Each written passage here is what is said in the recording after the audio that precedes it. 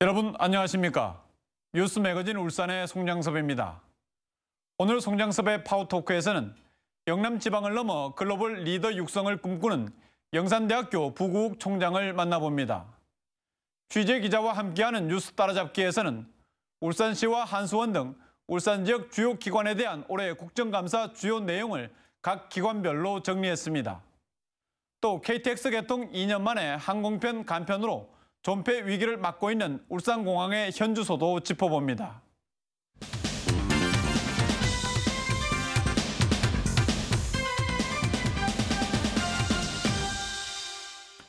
송장섭의 파워토크 시간입니다. 오늘은 영산대학교 부국 총장 모셨습니다.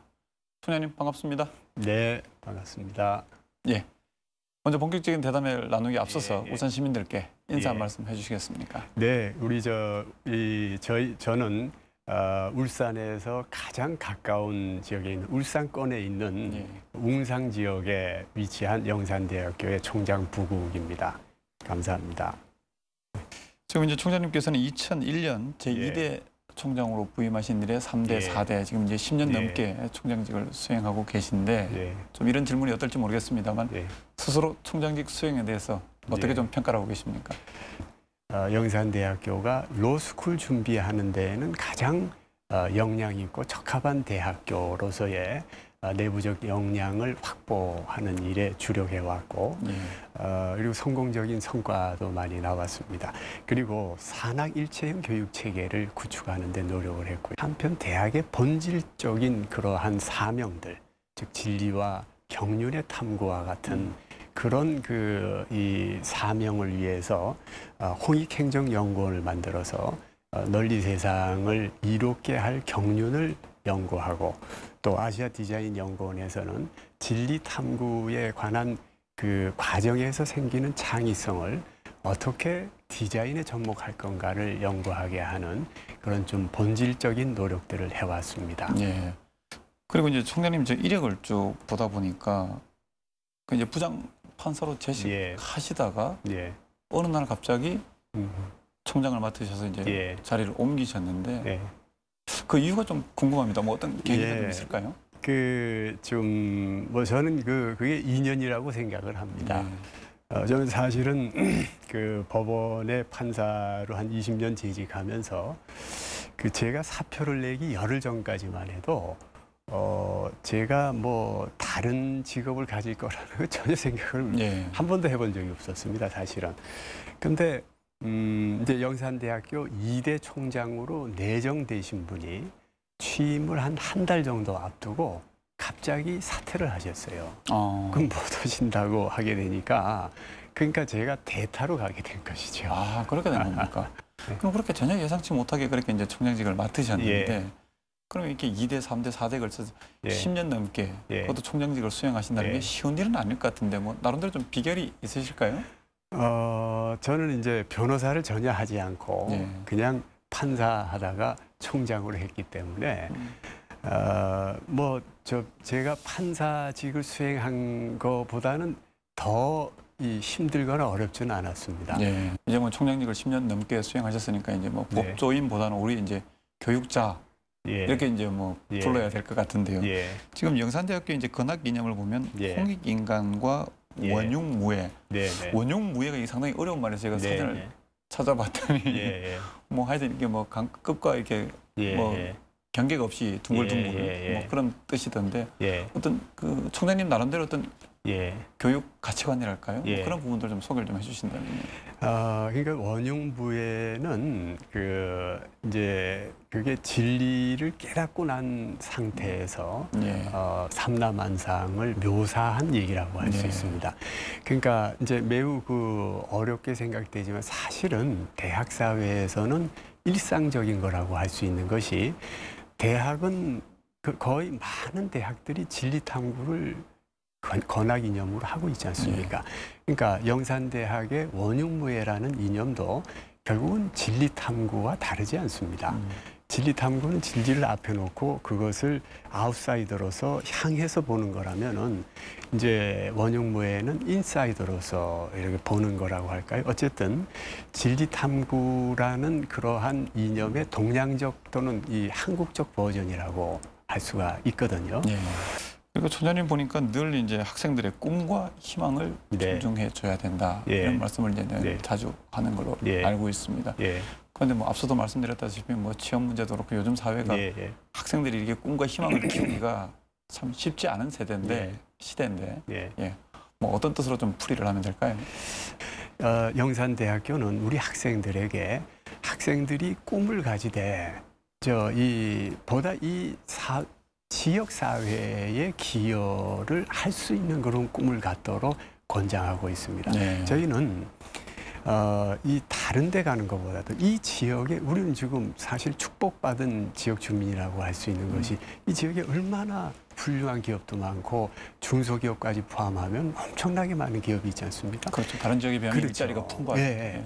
그 기업에 들어가서 그 기업을 강소기업으로 키울 수 있는 CEO가 되는 꿈을 가지라. 저희 대학은 지금 그것을 교육 목표로 해서 학생들을 격려하고 있습니다. 그러니까 이제 강소기업의 CEO의 꿈이라고 하는 것은 우선 중소기업에 들어가야 됩니다. 대기업에 가서는 그런 경영자로서의 자질 형성은 정말 어렵죠. 뭐 몇만 분의 1 확률밖에 안 되지 않습니까? 그러나 이제 이 지역의 중소기업인 경우에는 사실 웬만큼만 열심히 하면은 자기가 바로 두각을 나타낼 수 있고 이 경영진에 들어갈 수 있고 CEO의 후계자가 될 수도 있는 그런 가능성이 있기 때문에 오히려 중소기업 쪽으로 눈을 돌려라. 이제 그러면 구체적으로 취업 문제가 해결이 되면서 한편 미래에 보다 그 참 바람직한 꿈이 가능해진다. 그러니까 총장님이 말씀하시는 그 꿈과 희망이라는 것이 예. 뭐 1등, 명문대, 예. 대기업 이게 아니라 눈높이에 맞춘 어떻게 보면 좀 실현 가능한 그런 이제 꿈과 희망을 가지고 좀 나아가라 이런 뜻으로 이제 해석을 하면 되겠군요. 지금 이제 울산 하면은 이제 뭐 유니스트가 생기고 이렇게 이제 대학들이 조금씩 이제 늘어나면서 교육 여건이 뭐 나아지고는 있습니다만 아직 이제 뭐 다른 시도에 비해서는 교육 불모지라는 소리를 많이 듣고 있는데요. 총장님 보실 때 울산 지역의 어떤 교육 환경 어떻게 평가를 좀 하시겠습니까? 아무튼 울산은 교육 수준은 전국에서 최상위권에 속하지 않나 하는 생각을 합니다. 그것은 아주 현실적으로 우리 울산이 전국에서 최상위권의 1인당 국민소득을 현재 얻고 있지 않습니까? 그러니까 그런 경제력이 받쳐주기 때문에 교육 수준도 전국에서 최고일 수가 있는 것이죠. 근데 이제 아주 현실적으로는 그 울산 시내 대학은 인구에 비해서 아주 과소한 편이고요. 그래서 이제 어쨌든 이 울산의 입장에서는 그 울산 학생들이 적어도 통학은 할 수 있도록 그렇게 권장하고 여건을 마련해 주어야만이 울산의 경제력 유출을 최소화할 수 있다고 하는 이런 과제가 있다고 생각을 합니다. 지금 이제 뭐 영산대는 이제 뭐 울산 관내는 아니고 이제 바로 인접한 이제 양산에 위치하고 있는데요. 말씀해 주신 것처럼 이제 그런 이유들 때문에 이제 울산에 이제 뭐 경제적 아니면 인재들이 많이 여기 유출을 하고 있는데 영산대가 이런 이제 좀 인재들을 유치를 하고 뭐 나름대로 좀 경쟁력을 확보할 수 있는 방안들 뭐 나름대로 연구를 많이 하고 계실 텐데 좀 어떤 방안들이 좀 있습니까?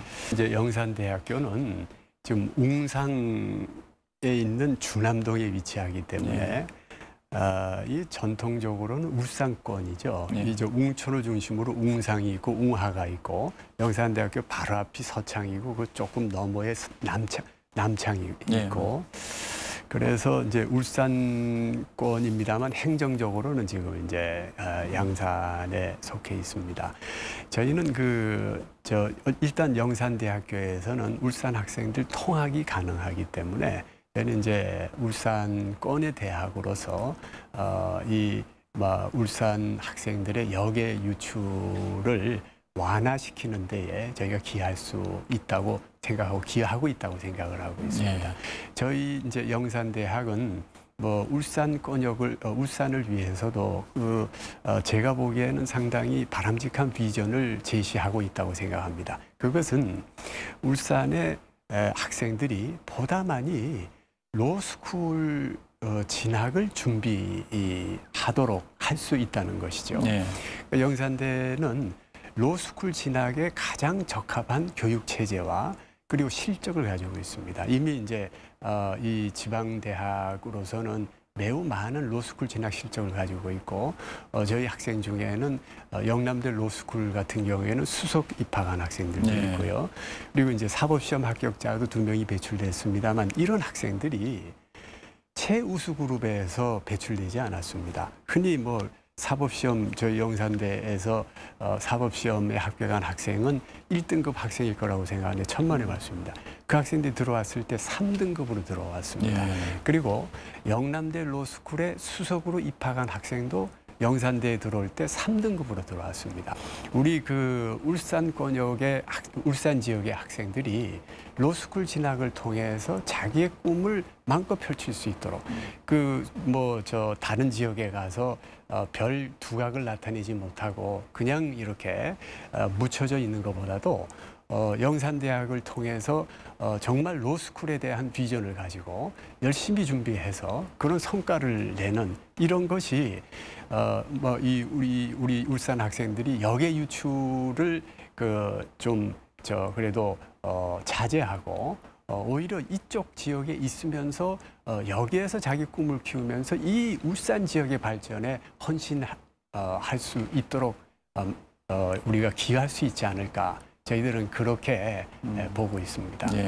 나름대로 이제 로스쿨 진학을 꿈꾸는 학생은 우리 영산대에 진학을 하면 그 목표를 이제 충분히 달성할 수 있다. 그러니까 자신 있게 영산대를 추천한다 이런 말씀이신데, 근데 지금 이제 로스쿨 출신 학생들이 이렇게 나오면서 이제 변호사의 어떤 과잉 공급 이런 것 때문에 법조계의 경쟁이 너무 치열해져서 상당히 좀 어렵지 않느냐 이런 이제 의견들이 많거든요. 이런 부분에 대해서는 총장님은 어떻게 좀 답변을 해주시겠습니까? 과잉 공급이 문제가 되는 것은 일반 송무 시장입니다. 일반 송무라고 하는 게 지금까지 우리가 변호사라고 알고 있는 이 분들은 전부 뭐 예를 들어서 대여금 청구 소송, 전세금 소송을 한다거나 또는 교통사고로 뭐 구속이 됐는데 변호를 한다거나 이제 이게 소위 일반 송무인데 그러한 일반 송무를 하는 변호사는 이미 대단히 과잉합니다. 로스쿨 생기기 전에 매년 1000명씩 그 사법시험 합격자를 배출하는 단계에서도 이미 초포화 상태라고 할 수 있습니다. 그런데 로스쿨 변호사는 그쪽으로 진출하도록 설계되어 있지가 않습니다. 각 로스쿨별로 특성화 분야가 정해져서 예를 들어서 뭐 기업 법무 특성화한 이 로스쿨 출신 변호사들은 기업으로 취직을 해야 되고 의료 쪽 특성화는 병원으로 취직을 해야 되고 특허 쪽에 특성화된 그런 로스쿨 출신 변호사들은 각 그 산업체, 생산업체에 가서 특허 분야에 뭐 가치 기술을 개발하고 그리고 또 그 관련된 소송 방어 전략, 뭐 지금 삼성, 애플 사이의 특허 소송이 대단히 중요하지 않습니까? 지금 이제 취직이 안 된다는 거는 연봉이 뭐 1억 2천만 원짜리 로펌에 들어가고 변호사 개업해가지고 뭐 그 이상의 수입을 얻으려고 하고 하니까 지금 거기는 정말로 아주 박이 터지고 너무 지금 취업문이 좁다는 거고 그냥 보통의 한 4, 5천만 원, 5, 6천만 원의 연봉을 가지고 중견기업에 또는 중소기업에 평직원으로 뭐 또는 요즘은 한 대리 이상은 다 써주는 것 같습니다. 그렇게 취직한다고 할 때에 그건 무궁무진하다고 아직은 할 수가 있습니다. 앞으로는 변호사는 그 좋은 MBA를 가진 그 자격증을 가진 그런 직장인 정도 이렇게 보는 것이 적절할 것 같습니다. 그리고 이제 영산대가 우리 총장님 앞서 말씀해 주신 것처럼 이제 뭐 진리탐구도 하지만은 사실 뭐 취업이나 이런 또 현실적인 부분은 또 강구할 수 없지 않습니까? 그래서 산학일체형 학부 교육을 지금 추진하고 있다고 예. 제가 알고 있는데요. 예. 예, 이런 어떤 교육을 말씀하시는지. 저희는 이제 이 가장 현실적인 산학일체형 교육과 대학의 본질적인 사명, 진리탐구나 경륜에 관한 이러한 것이 조화롭게 이제 대학의 교육에서 용해돼야 된다고 생각하는데요. 산학일체형 교육이라는 것은 이 산업체의 그 구체적인 니즈, 그것을 해결하는 과정에서 기존의 그 이론과 지식을 습득할 수 있도록 그렇게 그 디자인된 교육 체계라고 할 수가 있습니다. 한마디로 대학의 교실과 산업 현장을 일체화시킨다는 네. 이런 이념의 교육 체제가 산학일체형 교육 체제라고 할 수 있습니다. 알겠습니다. 지금 이제 보면 수능이 며칠 안 예, 남았습니다. 예. 이제 예. 뭐 수험생들이 막바지 준비가 이제 한창일 텐데 예. 이제 뭐 이게 뭐 수능을 친다는 게 단순히 이제 대학을 예. 들어간다는 데서 끝나는 게 아니고 예. 결국 이제 대학 생활을 어떻게 할 것이며 대학 이후에 또 내 꿈을 어떻게 펼칠 것인가 예. 이게 상당히 이제 중요한 과정인데 예. 우리 대학이 바라는 어떤 인재상이랄까요? 예. 좀 설명을 좀 해주시면요. 일단 최선을 다해서 이제 수능을 본 다음에는 결과는 겸허히 수용하고 그 결과가 좋든 나쁘든 거기에 너무 연연하지 않았으면 좋겠다. 그 말씀드리고 있습니다. 왜냐하면은 그보다 더 중요한 것이 지금 수능을 본 학생들이 미래에 대한 꿈과 어떤 비전을 가지고 있느냐. 사실 그것을 지금 바로 그 연령대에 확립하는 것이 인생에서는 정말 중요한 것이거든요. 그런 게 없이 수능 점수만 잘 받아가지고 어떤 인생의 뚜렷한 목표가 없이 그냥 점수만 따라서 대학 졸업하고 나중에 대단히 위험할 수 있다고 생각을 합니다. 그러니까 수능을 좀 못 보더라도 분명한 꿈을 가진 그런 학생, 그 학생은 나중에 뭔가를 이뤄낸다고 봅니다. 뭐 말씀을 나누다 보니까 시간이 다 됐는데요. 예. 우리 총장님께서 앞으로 이제 뭐 영상대 발전을 위해서 뭐 더욱 노력하시겠지만 예. 또 그걸 위해서 앞으로 이제 어떤 계획들을 혹시 가지고 계신지 그리고 예. 혹시 오늘 말씀 나누시면서 예. 이 말씀은 꼭 드리고 싶다 하는 부분이 있으면 끝으로 예. 한 말씀 부탁드리겠습니다. 예. 앞으로 이제 울산 지역의 우리 젊은이들이 이제 새롭게 전개되는 그 전문 변호사 시대에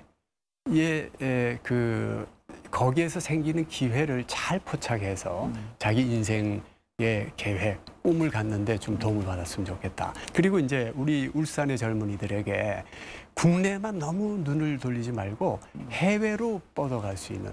예를 들어서 인도네시아나 뭐 베트남 같은 이쪽에는 정말 좋은 직장이 많습니다.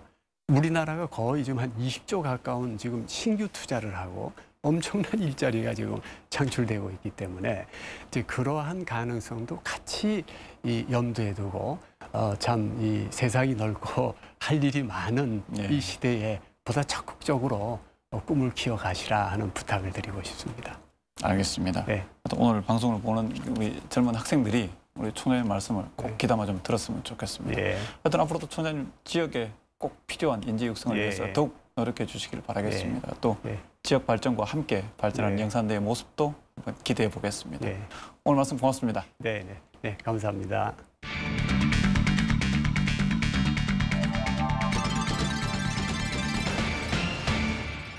취재 기자와 함께하는 뉴스 따라잡기 시간입니다. 오늘도 손우석 기자 나와 있습니다. 손우석 기자, 오늘 어떤 뉴스 준비해 오셨습니까? 네, 오늘은 울산시를 비롯해 최근 주요 기관들에 대해 실시된 국정감사의 이슈를 살펴보겠습니다. 또 최근 추가 감편이 이루어지면서 존폐 위기를 맞고 있는 울산공항에 대해서도 짚어보겠습니다. 최근 울산시와 지역 주요 기관들에 대한 국회 국정감사가 실시됐습니다. 손우석 기자, 먼저 울산시와 시 교육청에 대한 국정감사 내용 정리를 좀 해주시겠습니까? 네, 최근 울산시와 교육청, 경찰청 등 울산 지역 주요 기관들에 대해 만 2년 만에 국정감사가 실시됐습니다. 먼저 울산시에 대한 국정감사에서는 문수산 아파트 특혜 의혹이, 그리고 울산시 교육청에 대한 국정감사에서는 울산 외고 옹벽 붕괴 사고가 도마에 올랐습니다. 울산시에 대한 국정감사에서는 문수산 아파트 특혜 의혹에 대해 의원들의 질의와 질타가 이어졌습니다. 민주통합당 임수경 의원은 아파트를 허가하면서 기부 체납 조건을 지키지 않은 것 특혜라고 지적했습니다. 통합진보당 이상규 의원은 아파트 사업주가 내놓은 대체 부재의 건저장 여부도 확인하지 않았다며 증인으로 출석한 신장렬 군수를 강도 높게 질책했습니다. 대체 부지를 받았는데 거기에 대해서도 확인을 안 했다. 그 전에 잘못을 계속 반복했다. 그거 아닙니까? 새누리당 강기훈 의원은 KCC의 하청 무당 점용 사실을 적발하지 못한 것 공무원의 근무 태만 때문이라고 꼬집고 국내 최대 화학물질 취급지인 울산의 사고 대비책도 따져 물었습니다. 불산이 어떤 특징을 갖고 있는지 모른다는 얘기. 그 다루는 사람이다, 인재다, 뭐 이런 쪽으로 결론이 나는 것 같습니다. 지난해 울산 공직자의 청렴도가 16개 시도 가운데 13위에 그칠 정도로 공직기강이 해이하다는 지적도 나왔습니다. 울산시 교육청에 대한 국정감사에서는 울산 외고 옹백 붕괴 후속 대책이 이슈가 됐습니다. 교육청이 복구비 40억 원의 손해배상 소송을 미루고 있다는 지적과 중징계를 받은 책임자가 1년 만에 담당 과장으로 복귀한 것에 대한 질타가 이어졌습니다. 책임 있는 분이 이 문제가 해결되기도 전에 다시 똑같은 동일한 이 역할을 맡아갖고 돌아오는 것이 정서적으로 타당하다고 생각하십니까? 그럼? 지금 저희들 교육청에서는 불가피한 그런 조치입니다. 대학 진학 자료인 생활기록부를 부당하게 고치다 적발된 사례가 73건이나 되지만 경징계에 거쳐 위법을 부추긴다는 지적도 나왔습니다. 생활기록부 기재를 선생님들이 정말 솔직하게 사실대로 기재해줘야 생활기록부 기재하는 거에 대해서 사회적으로 논란의 대상이 좀 줄어들 텐데. 사회 문제화된 학교 폭력 예방과 치유 대책 부족에 대한 대비책 수립도 의원들은 주문했습니다. 울산지방경찰청과 한수원에 대한 국정감사도 실시됐습니다. 특히 한수원은 올 한해 각종 사건, 사고가 끊이지 않았기 때문에 의원들의 질타가 이어졌을 것 같은데 두 기관의 국감에서는 어떤 문제가 주로 다뤄졌습니까? 네, 우선 경찰청에 대한 국정감사에서는 성남동 자매 살해 사건이 도마에 올랐습니다. 또 한수원의 경우 연중 이어진 각종 비리에 대해 의원들의 강도 높은 질타가 이어졌습니다. 울산경찰청에 대한 국감에서는 성남동 자매 살해 사건의 초동수사 부실이 최대 쟁점이 됐습니다. 사건 발생 나흘 만에야 공개 수배가 내려진 이유를 따져 물었습니다. 부산에서 이게 잡지 못해서 아직까지도 상황이 진행되지 않은 그 상태로 그대로 유지될 거라 하는 생각이 듭니다. 주말이 돼가지고 저희들이 그 협조를 받을 수가 없어서 좀 초기에 실패한 그런 사례가 있습니다. 울산경찰의 살인사건 금고율은 75%로 전국 최하위로 나타났고 2년 전 국감에서 거론됐던 구속영장 기각률 역시 35.7%로 전국에서 가장 높다는 지적이 이어졌습니다. 울산경찰의 수사력 부재가 기형적인 인력 구조와 무관하지 않다는 진단도 나왔습니다. 경장 순경은 정원에 비해서 모자라고 또 경위 경사는 또 정원에 비해서 현원이 많습니다. 한수원에 대한 국정감사는 원전의 입당 고장에 대한 질타로 시작됐습니다. 새누리당 이채익 의원은 최근 3년간 원전에서 한 달 평균 1.2건의 고장이 발생했다고 밝혔습니다. 이렇다 보니 최근 10년간 원전 고장에 따른 손실액은 울진 1호기가 1,100억 원으로 가장 많았고 고리 1호기와 2호기의 고장 손실액도 200억 원을 넘나들었습니다. 고장이 연발하고 있는 것은 도덕적 해이에 기인한 것이 아닌가 이렇게 생각됩니다. 안전 문제에 대해서는 특단의 대책이 필요하다고 저는 생각합니다. 한수원 직원들의 납품 비리와 부실한 경영에 대한 비판도 이어졌습니다. 2007년부터 53건의 부적정 계약과 부실 자재 납품이 적발됐고 2008년 이후 징계받은 122건 중 52건이 직원들의 금품 수수였습니다. 국민들과 의원님께 걱정 기재드리기 위해서 정말 이번 국감에서는 안전한 원전을 만들기 위한 의원들의 질타가 이어진 만큼 한수원이 어떤 대안을 제시할지 주목됩니다. 최근 비정규직 노조원들이 현대자동차 사내 하청 문제 해결을 요구하며 고공농성을 벌이고 있습니다. 현대자동차 사내 하청 문제도 이번 국감의 주요 쟁점으로 떠올랐는데 그 밖에 주요 쟁점들 정리를 좀 해주시겠습니까? 네, 그렇습니다. 지난 2월 대법원의 최병성 씨에 대한 판결 이후 현대자동차의 사내 하청 문제가 국회 한노위의 핵심 쟁점으로 이어지고 있습니다. 이번 국감에서도 현대차의 사내 하청 문제에 대해 여야 의원들의 질의와 질타가 이어졌습니다. 부산고용노동청에서 열린 국회 한노위 국감에서는 지난 2월 현대자동차 사내 하청과 관련된 대법원 판결 이외에도 회사 측의 문제 해결 노력이 부족하다고 의원들은 지적했습니다.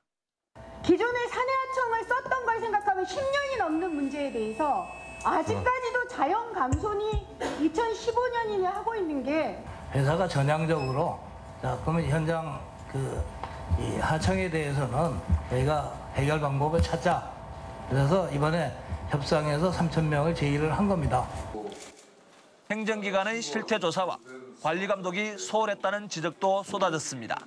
연장 근로에 대한 시정명령도 현대자동차에 내려지고 또 그에 대한 사법 절차도 현대자동차를 상대로 진행된다고 하면은 불법 파견인 것을 고용노동부가 인정하는 것 때문에 그런 거 아닙니까? 구미 불산 사고와 관련해서는 행정기관이 사전 점검을 하지 않고 사후 대처도 부실했다는 질타가 이어졌습니다. 울산 항만공사에 대한 국감에서는 노무 갈등 등으로 파행 운행되고 있는 울산항 민자부두 사태 해결을 위해 울산 항만공사가 적극 나서야 한다는 지적이 나왔습니다. 새누리당 이명수 의원은 민자부두인 태영 GLS 부두가 항만 기본 계획상의 용도에만 얽매여 효율성이 떨어지고 있다고 지적했습니다. 이 의원은 이에 따라 울산 항만공사가 적극 개입해서 노사 간 원만한 협상 타결을 유도하고 항만청과 노동부와 함께 대책 마련에 나서라고 촉구했습니다. 이번 국정감사에서도 특혜 의혹과 공무원들의 근무 태만 등이 지적됐습니다.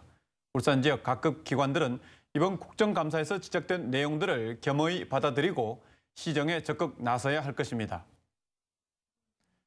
이번에는 KTX 개통 2년 만에 운항 편수가 절반으로 줄어들면서 존폐 위기를 맞고 있는 울산공항에 대해 자세히 알아보도록 하겠습니다. 손우석 기자, 대한항공이 이번에 울산공항의 항공 편수를 또 줄이기로 했죠? 네, 그렇습니다. KTX 울산역 개통에 따른 이용객 감소로 고전을 면치 못하고 있는 울산공항의 항공 편수가 KTX 개통 2년 만에 절반 가까이 줄어들게 됐습니다. 대한항공이 탑승률이 저조하다는 이유로 울산공항의 항공편 2편을 또다시 줄이기로 했기 때문입니다. 오후 3시 서울행 항공기가 하늘로 힘차게 솟아오릅니다. 그러나 이 항공편은 이제 울산공항에서 다시 볼 수 없게 됐습니다. 대한항공이 김포행 항공기 운항 횟수를 주중과 주말 각 2편씩 감편했기 때문입니다. 27일까지 30편 있었습니다만 지금 28일부터 30편이 없어졌습니다. 결국 고속철 개통 전 최대 26편이었던 울산공항의 항공 편수는 이제 평일 14편으로 절반 가까이 줄었습니다. 울산과 김포를 오가는 승객들은 운항 감편에 불만을 표시합니다. 지금 또 해외 출장이라든지 그다음에 이제 급하게 비행기를 이용할 때가 좀 많습니다. 그런데 지금 또 노선표가 그렇게 좀 자주 있지 않기 때문에 또 KTX 타려면은 좀 거리가 좀 멀고 그래서 간편하게 좀 이용하려면은 공항을 좀 많이 이용하는 편인데 이것마저 더 줄어들면은 저도 저뿐만 아니고 모든 사람들이 굉장히 불편을 좀 많이 느낄 것 같습니다. 일단 항공기 간편이 울산공항의 존폐 논란으로 이어질 것이라는 우려의 목소리도 나옵니다. 울산시도 지역의 특성상 비즈니스 수요가 많은 만큼 항공사가 수익성만을 고려해서는 안 된다는데 뜻을 같이 하고 있습니다. 고속철 개통 2년 만에 빈사 상태에 빠진 울산공항을 살리기 위한 대책 마련이 시급해 보입니다. 항공사의 간편 운항이 현실화되면서 울산공항의 끝없는 추락을 우려하는 목소리가 커지고 있습니다. 손우석 기자, 그런데 KTX 개통이 이렇게 고전을 면치 못하는 공항이 비단 울산만은 아니라고요? 네, 그렇습니다. 전국 14개 공항 가운데 현재 흑자를 기록 중인 곳은 김해와 김포, 제주 등 단 3곳뿐입니다. 울산공항을 비롯해 대구와 포항 등 11개 지방공항이 KTX 고속철도망 구축에 의해 항공 수요 감소에 따른 간편으로 고전을 겪고 있습니다. 개항 12년째를 맞고 있는 대구국제공항입니다. 대구공항은 지난 2004년 KTX 개통 이후 여객 감소율이 80%에 이르렀고 3년 만인 지난 2007년 결국 김포-대구 노선을 해제했습니다. 이후에 국제 노선 취향으로 제도약을 노렸지만 해외 관광객 부재에 따른 낮은 탑승률로 서울뿐인 국제공항으로 전락하고 말았습니다. 울산공항도 대구공항의 상황과 크게 다르지 않습니다. 다음 달 1일로 개통 2주년을 맞는 고속철은 하루 평균 승객이 12,000명에 육박하면서 전국 6대 역으로 자리 잡았습니다. 반면 울산공항은 KTX 개통 전인 2010년에는 80%에 이르던 탑승률이 최근에는 50-60%대까지 떨어졌습니다. 우선 우리 공항공사는 항공사와 고객에 대한 지원과 서비스를 추가로 개발하여 더 이상의 간편이 없도록 노력을 하고 지역 내에서는 울산이라는 대도시에서 항공 접근성이 얼마나 중요한 것인가에 대한 주의를 환기시켜 지역 전반에서 항공 이용을 촉진시키는 활동을 연계하여 울산공항의 활성화를 도모하도록 하겠습니다. 하지만 전문가들은 섣부른 다변화 정책은 위험하다고 말합니다. 면밀한 교통 수요 분석을 거친 뒤에 대책을 마련해도 늦지 않다는 겁니다. 결국은 좀 수요가 어떤 특성을 갖고 있는지, 어떤 사람들이 타는지를 좀 조사를 해가지고 거기에 맞춘 맞춤형 서비스를 제공해야 되는 것이 앞으로 하나의 빠른 시간 내에 해야 될 일인 것 같아요. 승객 급증으로 희색이 만연한 KTX 울산역과는 반대로 갈수록 위축되고 있는 공항으로 인해 울산시의 고민은 깊어만 가고 있습니다. 이렇게 항공 편수가 계속 줄어들면 시민들의 불편은 커질 수밖에 없는데요. 그동안 울산공항 활성화를 위한 여러 가지 대안들이 제시되지 않았습니까? 어떤 것들이 있습니까? 네, 그렇습니다. 울산시는 날로 위축되고 있는 울산공항을 살려야 된다며 대책 마련에 나선 것이 어제 오늘의 일은 아닙니다. 현재 울산시는 지역 항공사 설립 추진과 함께 국제선 취향에도 팔을 걷어붙였습니다. 울산시는 우선 지역 저가 항공사 설립을 추진하기로 했습니다. 초기에는 항공기 2대를 구입해 울산과 김포, 제주를 운행하고 장기적으로 국제선 취향도 검토할 예정입니다. 운항 노선은 지금 수익 위주로 가야 되기 때문에 수익이 있는 김포 노선하고 제주 노선이 추가되고요. 일단 항공기를 160隻정도 2대 리스로 구입을 하면은 약 250억 원 정도. 이를 위해 내년 초 전문기관 용역을 시작으로 본격 추진에 나서 이르면 2015년 하반기에 취항한다는 계획입니다. 지역 항공사를 성공적으로 추진하기 위해서는 무엇보다 지역 기업들의 투자를 이끌어내는 것이 중요합니다. 우선 상공계도 공항 활성화에 대해서는 이견이 없는 만큼 타당성만 있다면 적극 참여한다는 입장입니다. 항공사의 설립에 대한 우리 근본적인 취지와 공감대를 형성하는 이게 오늘은 더 중요하다는 이런 생각을 하고 합니다. 울산시는 이와는 별도로 일본과 중국을 오가는 소형 전세기 취향도 검토 중입니다. 출입국, 세관, 검역 당국이 임시로 출장이 가능하고 전세기가 울산공항에 이착륙할 수 있는 160인승 이하의 항공이라면 국제선 전세기 운항도 가능하리라고 생각합니다. 산업도시 울산의 특성상 공항의 유무가 외자 투자의 결정적인 요인이 되는 만큼 울산공항을 살릴 수 있는 현실적인 방안 마련에 최선을 다해야 할 것입니다. 울산공항이 꼭 필요하다는 데는 지역사회에서도 이견이 없는 만큼 공항 활성화를 위한 다각적인 제도 마련을 서둘러야겠습니다. 손우석 기자 수고하셨습니다. 최근 스마트폰을 이용한 게임이 큰 인기를 누리고 있습니다. 따라서 스마트폰을 이용하는 시간이 늘어나고 이로 인해 스마트폰 중독 현상이 날로 심각해지고 있다고 합니다. 스마트폰을 이용한 게임을 즐기고 유용한 정보를 얻는 것도 좋지만 사랑하는 가족, 친구들과 함께하는 시간도 늘려보시기 바랍니다. 저희는 다음 주 이 시간에 다시 찾아뵙도록 하겠습니다. 시청해주신 여러분 고맙습니다. 안녕히 계십시오.